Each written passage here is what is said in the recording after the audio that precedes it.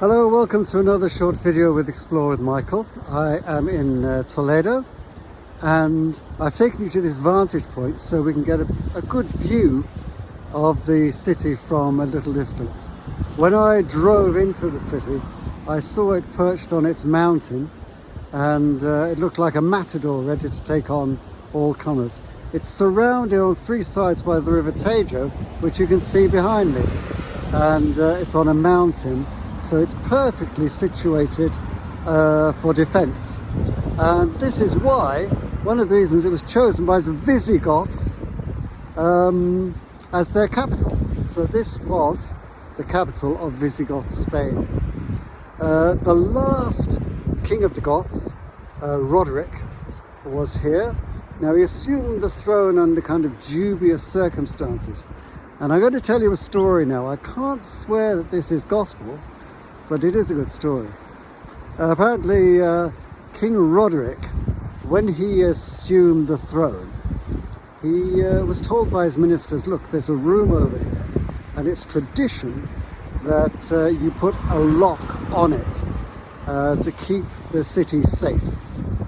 Now, King Roderick, he was a bit of a suspicious character, and he thought, they're probably hiding gold and silver.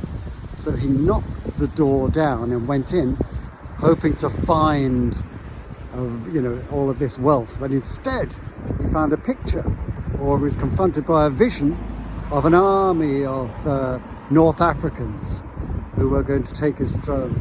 And this duly happened.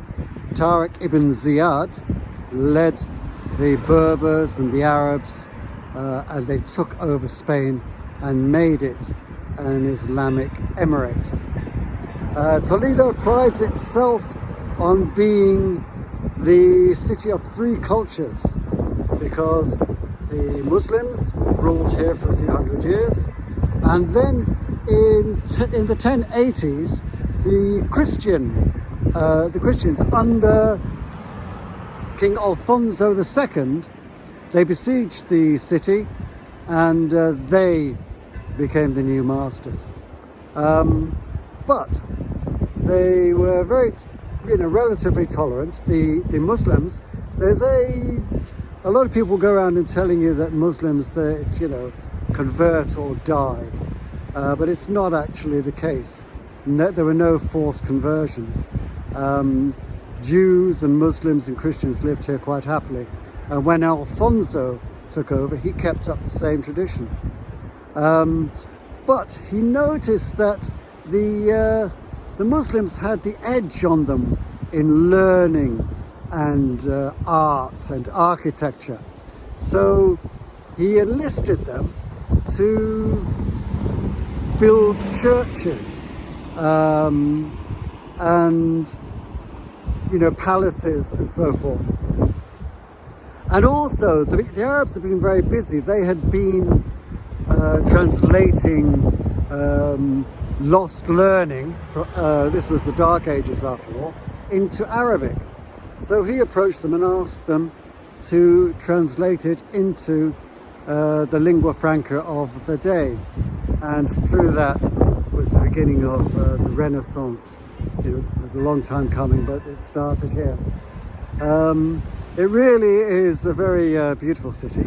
And we're blessed actually because at one point the Catholic Church and the monarchy, they sort of fell out, and the king moved the capital to Madrid. And of course Madrid is a sprawling metropolis, whereas Toledo is a very manageable city to walk around and explore. It's small, but I got hopelessly lost. But it was great fun. And I do actually urge you to, if you'd come to Spain, make a visit to Toledo. Okay, thank you for bearing with me. I shall love you and leave you. Please keep an eye out for future videos.